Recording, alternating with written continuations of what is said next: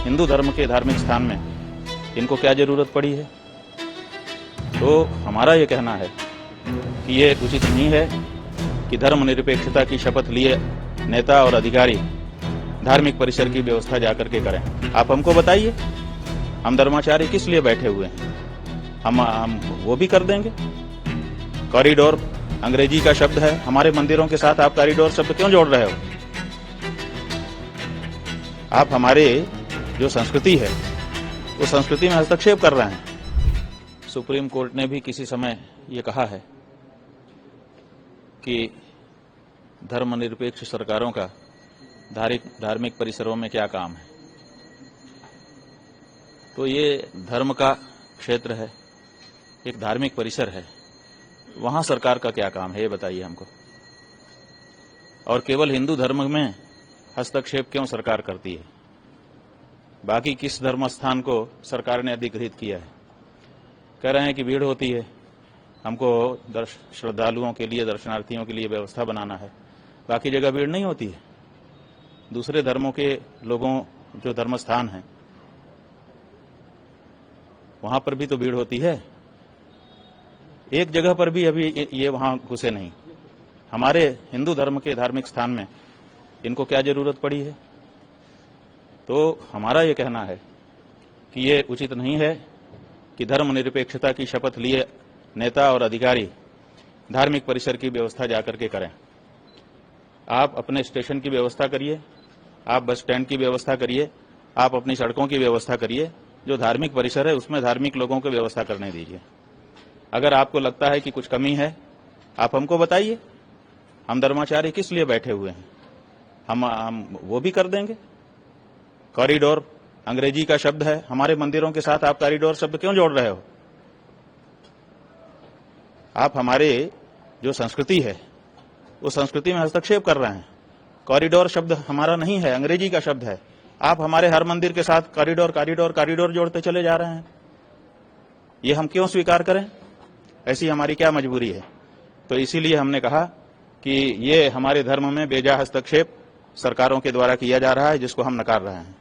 और वहां के जो धर्माचार्य हैं उनसे हमने अनुरोध किया है और हम चाहते हैं कि धर्माचार्य आगे आएं और आगे आकर के वो अगर कोई असुविधा है वहां उसको हम लोग बैठेंगे, हम बैठ करके बना देंगे जो कुछ बनाना होगा। सरकार ही बना सकती है।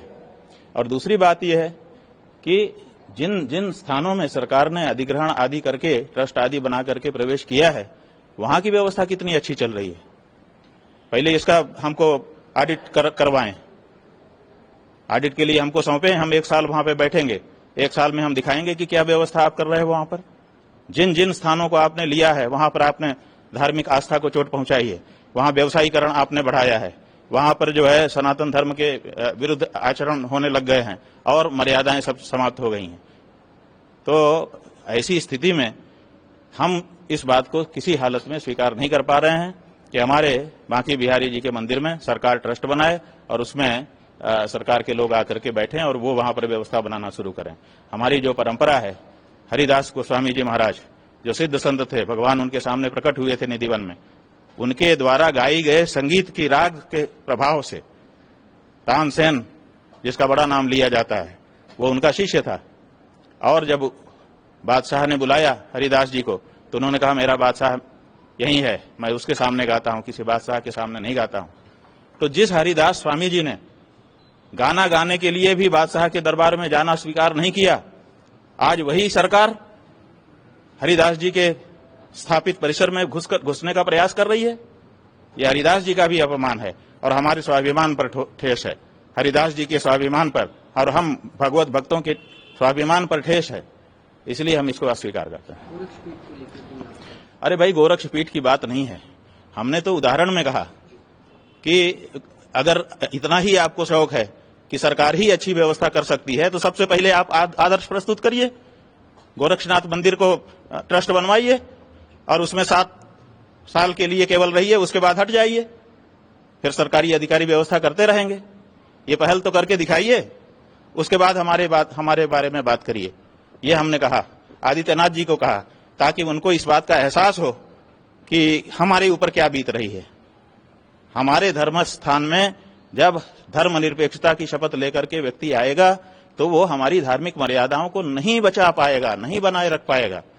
इसीलिए इसमें हस्तक्षेप ना करें, ये हम कहना चाहते हैं। और उनको एहसास दिलाने के लिए हम कह रहे हैं कि आप अगर इतने ही ज्यादा इस राय के हैं कि सरकार ही अच्छी व्यवस्था कर सकती है, तो आप उदाहरण प्रस्तुत करिए। पहले अपना गोरक्षनाथ मंदिर सरकारी ट्रस्ट को सौंपिए, सरकार को सौंपिए, अधिग्रहण करवा दीजिए। उसके बाद फिर दूसरे की बात करेंगे, तब हम आपकी बात सुनने लायक बनेंगे कि अच्छा इसने किया है, जरा इसकी बात सुनते हैं। अभी तो हम सुनने को भी तैयार नहीं है आपकी बात।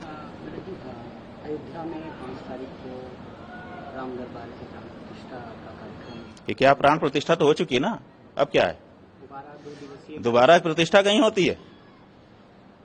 यही बात आ गई ना कि आप दोबारा प्रतिष्ठा कर रहे हो। हमने कहा था कि एक दिन आएगा फिर से प्रतिष्ठा होगी, आज वही बात आपने पूछ दी है। वो मौका आ गया कि नहीं आ गया? तो इसका मतलब है कि पहली प्रतिष्ठा गलत थी, अब प्रतिष्ठा होगी। अब शिखर बना है, अभी जो फोटो हम लोगों को दिखाया गया है मीडिया में कि शिखर तैयार हो गया। अब शिखर बनने के बाद वहां पर कुछ ये सब होता है, तो इसका मतलब अब वो मौका आया है। आपने अर्ली जो कुछ भी किया वो गलत था, प्रमाणित हो गया। आज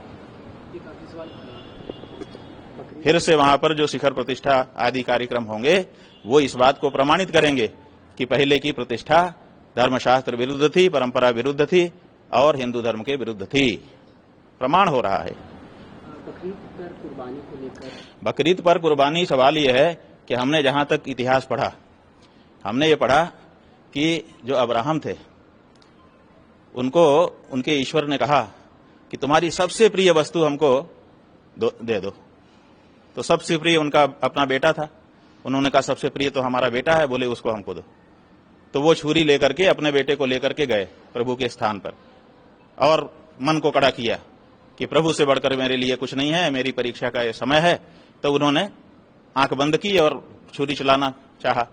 और कहते हैं कि उसी समय दुम्बा, जो वहां पर शब्द है, भेड़ अथवा बकरी, जो बकरा जो भी होता, वो जब उन्होंने आंख खोला तो वो था और लड़का बच गया था।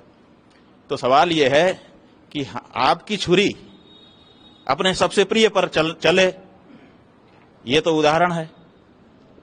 और वो दुम्बा अगर वहां आए छुरी के नीचे तो वो ईश्वर का भेजा हुआ होना चाहिए। आपका खरीद करके ले जाया गया कैसे स्वीकार हो सकेगा? और अगर आपको दुम्बा प्रिय है, माने सर्वाधिक प्रिय है, तो आप पूरे साल उसको क्यों नहीं रखते हो? बकरीद के समय ही क्यों खरीदते हो? तो ये तो एक बात है, लेकिन वो उनके धर्म का मामला है, हम उसमें नहीं जाना चाहते हैं। जो तार्किक रूप से हमारे मस्तिष्क में जो बात आती है, वो प्रश्न आता है कि ये कैसी बात है कि जब कहा ईश्वर ने कि सबसे प्रिय वस्तु को कुर्बान करो, तो सबसे प्रिय को कुर्बान करना चाहिए। जिसको आज ही हमने खरीदा, आज ही हमने उसको समर्पित कर दिया, तो उसमें कहां ये बात आई? लेकिन हम इस पे अपनी तरफ से टिप्पणी नहीं करना चाहेंगे, क्योंकि वो उनका मामला है, उनके मजहब का मामला है।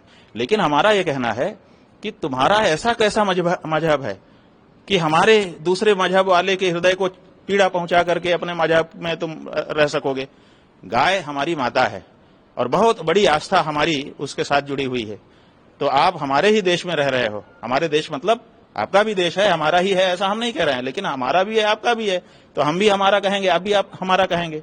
तो हमारे देश में आप रह करके और हमारे को ही चोट पहुंचा रहे हो, हमारी गाय को और हमारे बछड़े बैल को काट करके कुर्बानी के नाम पर।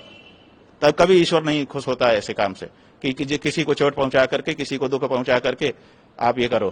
तो हम इसीलिए उस मजहब को मानने वाले जो लोग हैं उनके साथ बिना किसी प्रकार की घृणा द्वेष के उनसे अनुरोध करना चाहते हैं कि आपको जो करना है अपने धर्म का पालन करने के लिए करिए, लेकिन हमको चोट पहुंचाने वाला काम करेंगे तो वो आपका धर्म नहीं होगा, ऐसा हम समझते हैं। कई लोग अब ये कह रहे हैं, भाजपा के लोग भी हैं, जो कि आप केक स्वरूप केक बनाकर उसको काट। नहीं, केक भी नहीं, खबरदार, ये नहीं हो सकता है। आप मूर्ति को भी अगर जिबह करेंगे तो वो भी हमको पीड़ा पहुंचाएगा। आप चित्र को भी अगर फाड़ेंगे वो भी हमको पीड़ा पहुंचाता है। जब प्रधानमंत्री का पुतला फूंका जाता है तो क्यों पुलिस वाले FIR करते हैं पुतला फूंकने वाले के ऊपर? कागज ही तो जलाते हैं, पुआल ही तो थोड़ा सा जलाते हैं, लेकिन फिर उनके ऊपर तो FIR हो जाती है। क्यों हो जाती है? तो आप, कोई भाजपा का नेता ऐसा कैसे कह सकता है कि आप पुतला बना करके जिबह कर दीजिए? ये नहीं, ये भी उतना ही गलत है जितना प्रत्यक्ष है। इसलिए सच्चाई ये है कि आपको अपने धर्म के अनुसार जीना चाहिए। आपके धर्म में जितना हमने पढ़ा है, आपने भी पढ़ा ही होगा, वहां ये कहा गया है कि जो सबसे प्रिय वस्तु है वो हमको न्यौछावर करिए। आप वो करके दिखाइए। अब वो नहीं कर रहे हैं आप जो है वो बकरा ला के रख दे रहे हैं। अब बकरा जो ला करके आप रख रहे हैं वो आप रख रहे हैं, और वहां जिस कहानी से आपको ये प्रेरणा मिली है कि हम बकरीद के दिन कुर्बानी देंगे, उस कहानी में ये नहीं है। उस कहानी में है कि वहां पर ईश्वर ने ला के रख दिया वो। तो आप अपनी कुर्बानी देने के लिए चलें और ईश्वर वहां पे ला के जो रख दे वो तो मंजूर है, वो तो चमत्कार है, वो तो ईश्वर की कृपा है। लेकिन हम खरीद के ले जाएंगे और काट देंगे, ये कहाँ का नियम है? तो ये बिल्कुल समझ में ना आने वाली बात है। लेकिन अगर वो कर भी रहे हैं तो फिलहाल हमारा इतना ही कहना, देखिए भारत देश में बकरा हो, चाहे भेड़ा हो, चाहे ऊंट हो, चाहे कोई भी पशु हो, धार्मिक कारण से काटा नहीं जा सकता। ये जो धार्मिक कारण से ये लोग कह रहे हैं ना हम कुर्बानी देंगे, भारत के कानून के विरुद्ध है, और भारत की सरकार की असफलता है ये कि भारत की सरकार इसको नहीं रोक सकती है। हमारे यहाँ भी वैदिक यज्ञ होते हैं, उनमें पशु आलभन होता है, उसको तो बंद कर दिया पूरे देश में।